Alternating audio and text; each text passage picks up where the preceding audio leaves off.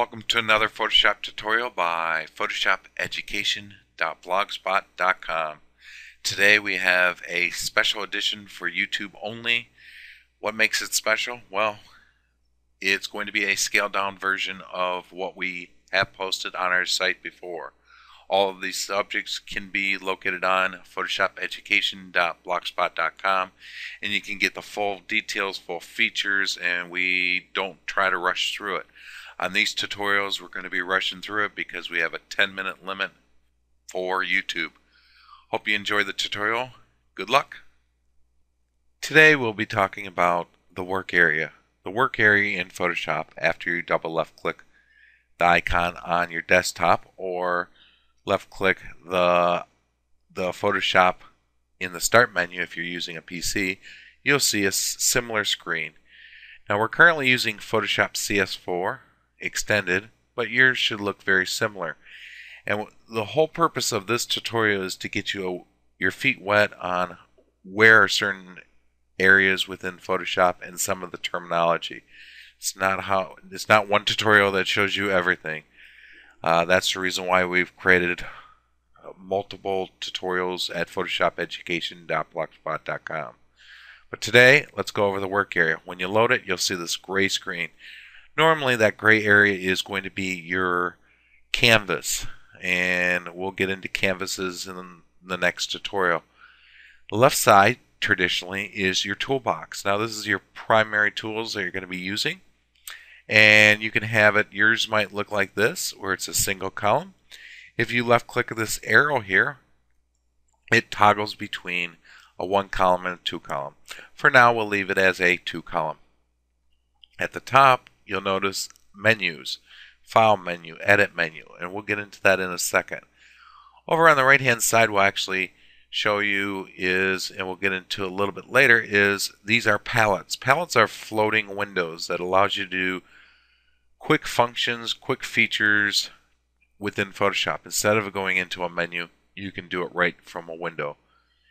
Now, if you left click on, let's say, File, you'll notice there's a few different ways in here. You'll notice some of them have dot dot. What does that mean? Some of them have arrows. If you see this right arrow, that means there is actually a sub-menu to it, and you'd come over here and use it, such as import. We've got a sub-menu off of that.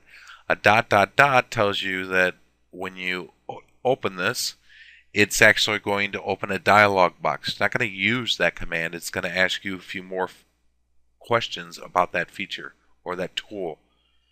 And notice on the right hand side, which is really cool within Photoshop, you'll notice that they give you the keyboard shortcuts. Now, we're not going to go over every single keyboard shortcut and bore you. We want to really get you to understand just the key shortcuts right now. Now, we stated that we would go into palettes, but before that, I want to show you the last area is if on the top here, right underneath the menus, are called the options bar. Now, when you click on a tool and use the tool, this options bar actually changes for that specific tool, but that's actually called the options bar. And just so you're aware, just to understand terminology, when you use something like the new or the open in the menu, they're called commands. So that's a brief terminology. Let's get to palettes. Palettes are pretty cool. They allow you to turn on and off certain features. Let's say I was heavily working on adjustments. Well, I could have the adjustments palette up. It's a floating window. Now you can tab them together, you can untab them, you can turn them on, off. Doesn't matter. How do you turn them on? Let's go there first. Left click window, and you'll notice that there's check marks next to adjustments, color, layers, and so if I wanted to turn on the navigator, which we'll be going over in 2 or 3 tutorials from now, I'd left click that. You'll notice this box here at the top, and that box that's the palette. Even though it's not on the right hand screen, that's really a palette. It's a floating window. You could use the left X this out and close it, or you could even come down to the corner here and you'll see a doubled arrow, and if you hold down the left mouse, you can actually drag it to your specific size.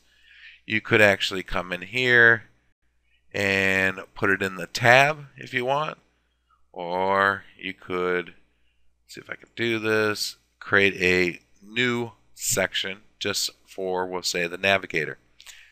Let's say I'm not happy with that. I can come in here and go Window, and I can come down to Navigator, left click that, and now we're back to square one. Now if you kind of make errors in the palettes, that's fine. It's palettes are kind of forgiving. If you come down to Window, Workspace, see this little right arrow, and that means there's a submenu. Left click on Essentials Default, and that resets everything back to its default setting, including this toolbox over here. So now you should have a good understanding. These are menus, these are options bar, toolbox, palette, how to turn it on. You can drag it, drop it, and that's about it. We highly recommend that you go out to the photoshopeducation.blogspot.com site, and you can download supporting files, you can download PDF files, you can even download the full streaming video, full video, or you can stream it right off the web page. It doesn't matter. Plus also each tutorial we give you a 10-question quiz, which will be located in the posting. Plus also once in a while we give you pop quizzes that are much wide range of tutorials that we've talked about. And finally we have Photoshop challenges, which will give you an image and see if you can actually duplicate it. That's about it. This is a real quick brief overview of the work area. If you want to watch the whole tutorial, you got to go to the site. Sorry, YouTube only has a 10-minute maximum. So have a wonderful day. Take care. Bye.